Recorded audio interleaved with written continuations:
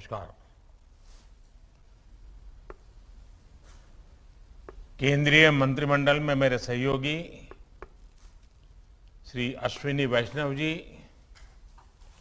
श्री देवसिंह चौहान जी, doctor L Murugan जी, telecom और broadcasting sector से जुड़े सभी लीडर्स, देवियों और सज्जनों, telecom regulatory authority of India try, इससे जुड़े सभी साथियों को सिल्वर जुबली की बहुत बहुत बधाई। ये सुखद संयोग है कि आज आपकी संस्था ने 25 साल पूरे किए हैं। तब देश आजादी के अमृत काल में अगले 25 वर्षों के रोड मैप पर काम कर रहा है, नए लक्ष्य तय कर रहा है।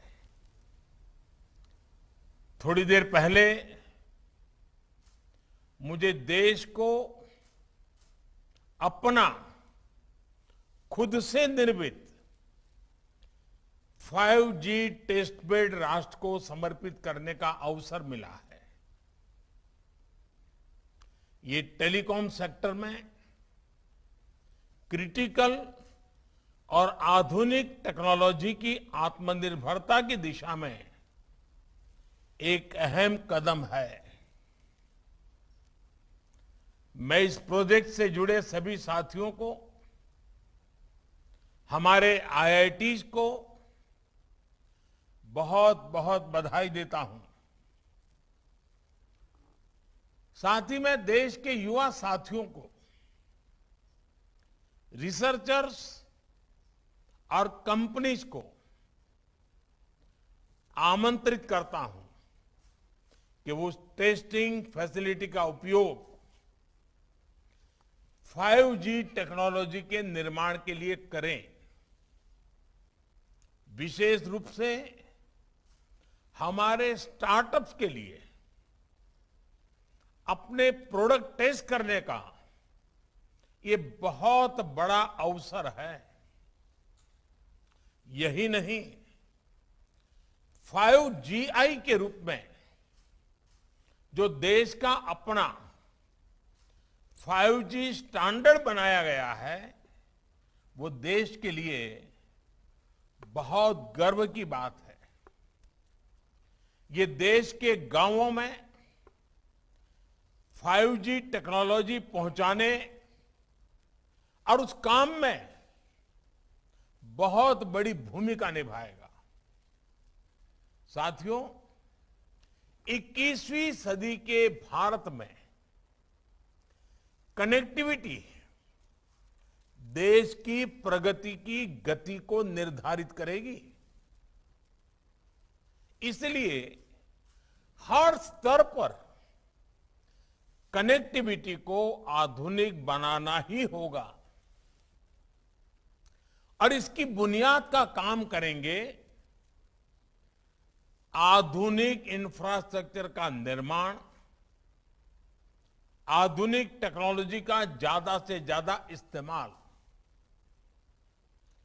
5G टेक्नोलॉजी भी देश की गवर्नेंस में, ease of living, ease of doing business, इन अनेक विषयों में सकारात्मक बदलाव लाने वाली है।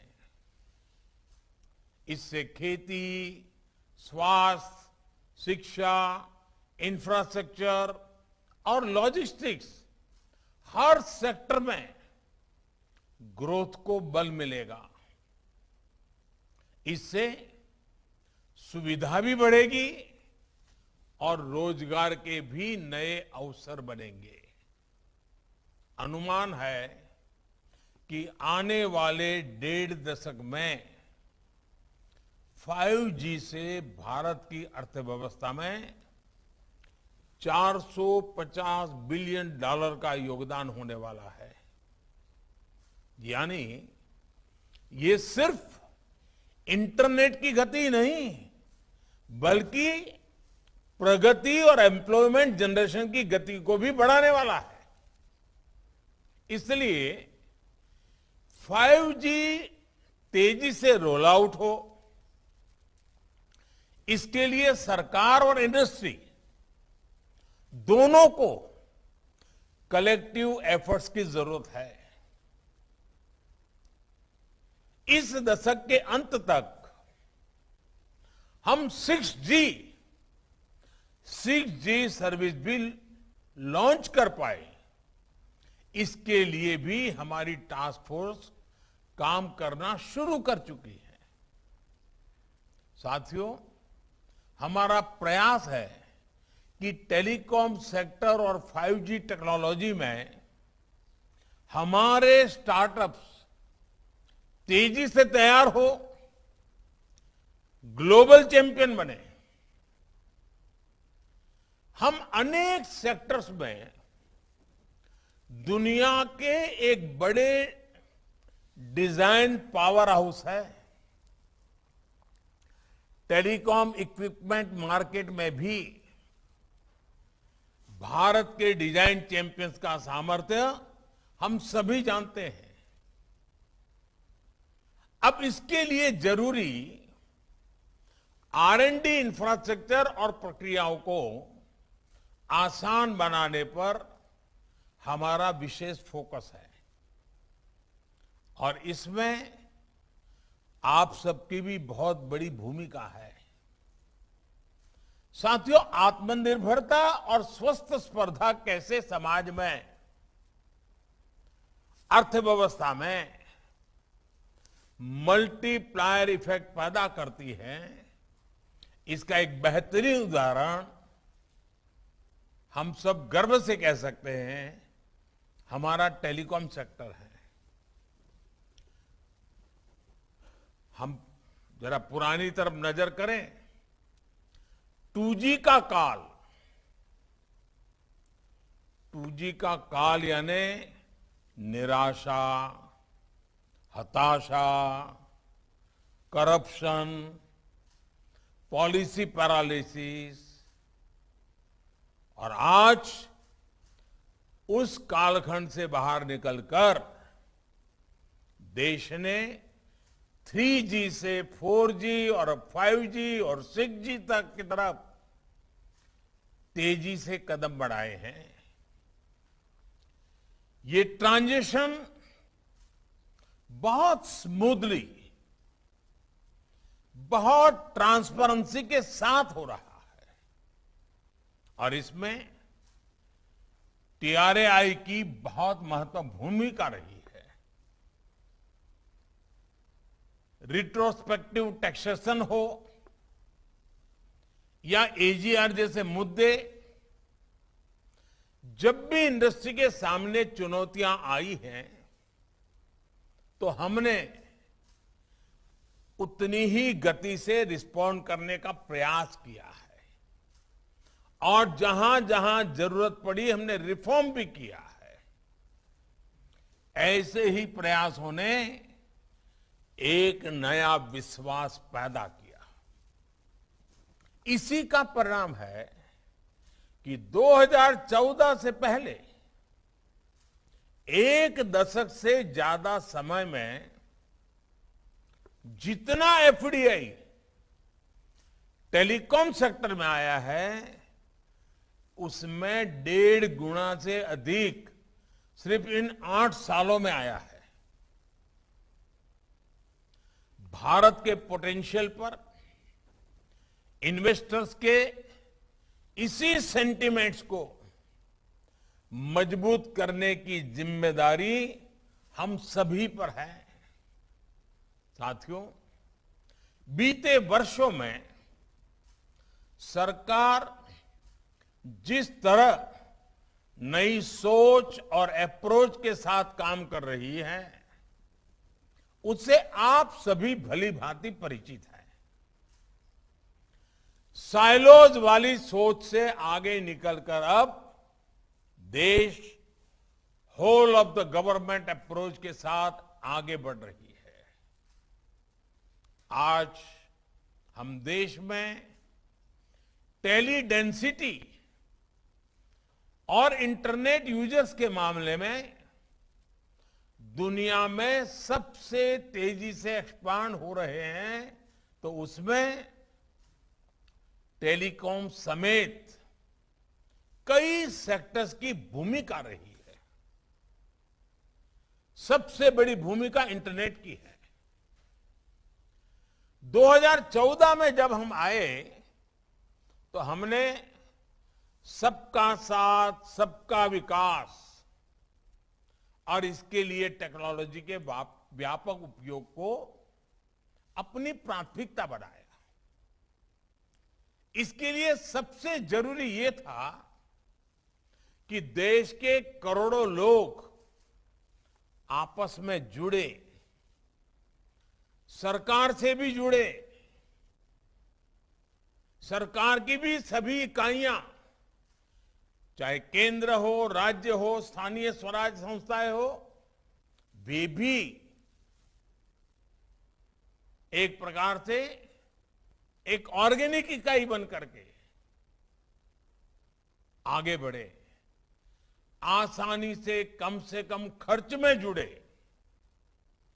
बिना करप्शन के सरकारी सेवाओं का लाभ ले सकें।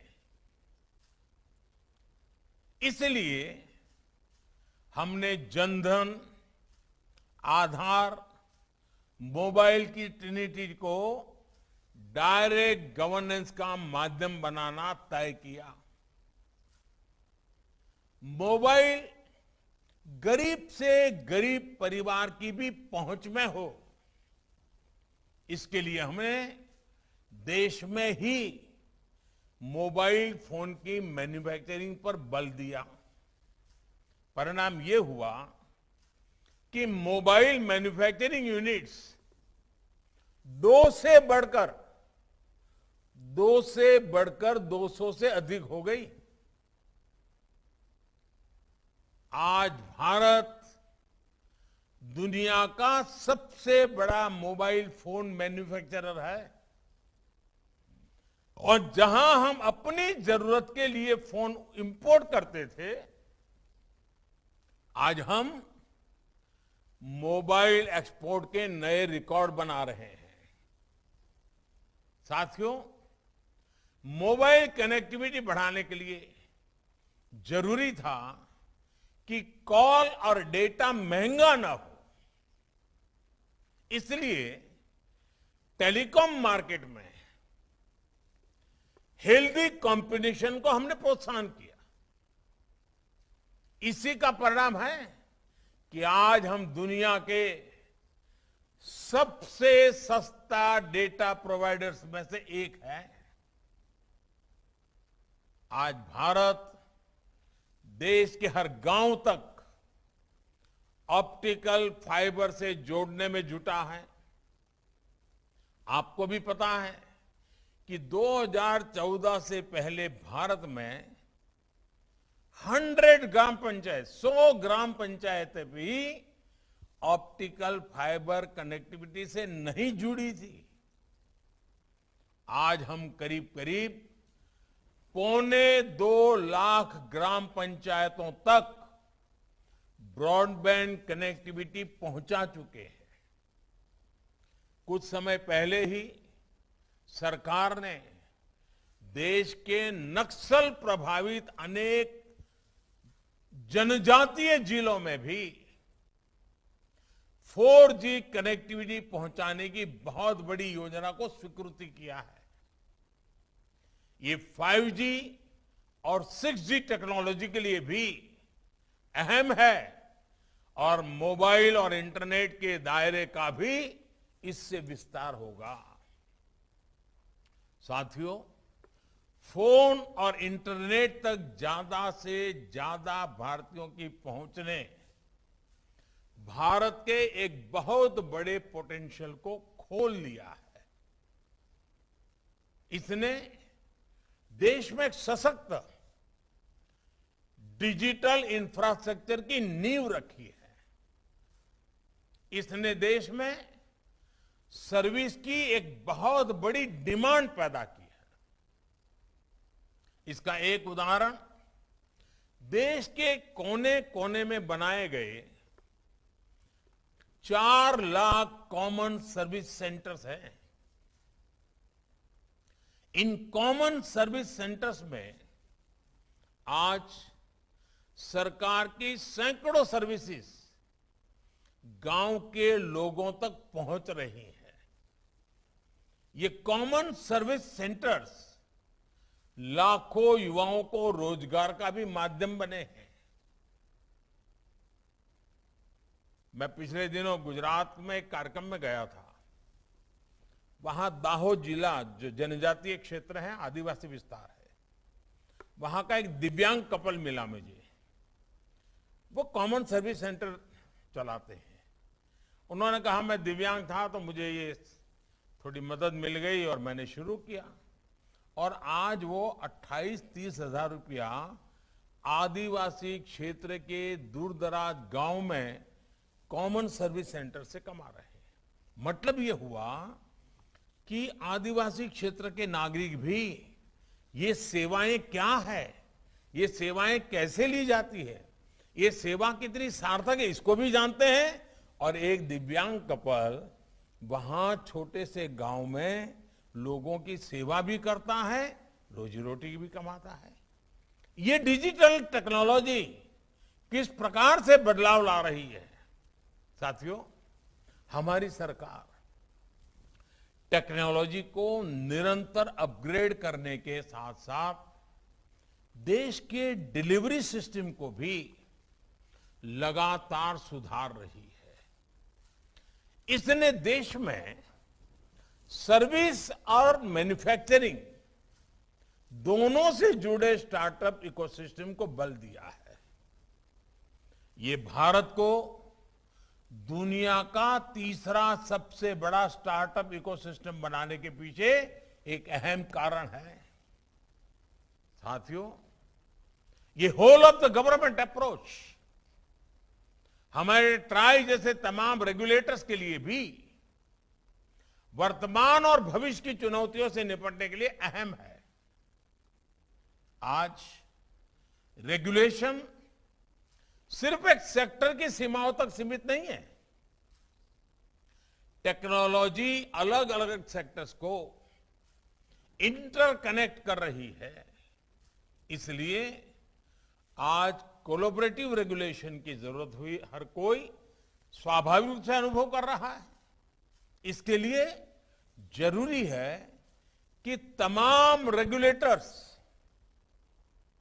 साथ आए, कॉमन प्लेटफॉर्म तैयार करें और बेहतर तालमेल के साथ समाधान निकालें। मुझे पूरा विश्वास है कि इस कॉन्फ्रेंस से इस दिशा में महत्वपूर्ण समाधान निकल करके आएगा। आपको देश के टेलीकॉम कंज्यूमर्स के इंटरेस्ट की भी सुरक्षा करनी है और दुनिया के सबसे आकर्षक टेलीकॉम मार्केट की ग्रोथ को भी प्रोत्साहित करना है। TRAI की सिल्वर जुबिली कॉन्फ्रेंस हमारी आजादी के अमृतकाल की ग्रोथ को गति देने वाली हो, ऊर्जा देने वाली हो, नया विश्वास पैदा करने वाली हो, एक नई छलांग मारने के सपने देखने वाली हो और साकार करने के संकल्पों वाली हो। इसी कामना के साथ आप सभी का बहुत बहुत आभार। आप सबको अनेक अनेक शुभकामनाएं। बहुत बहुत धन्यवाद। बहुत बहुत धन्यवाद।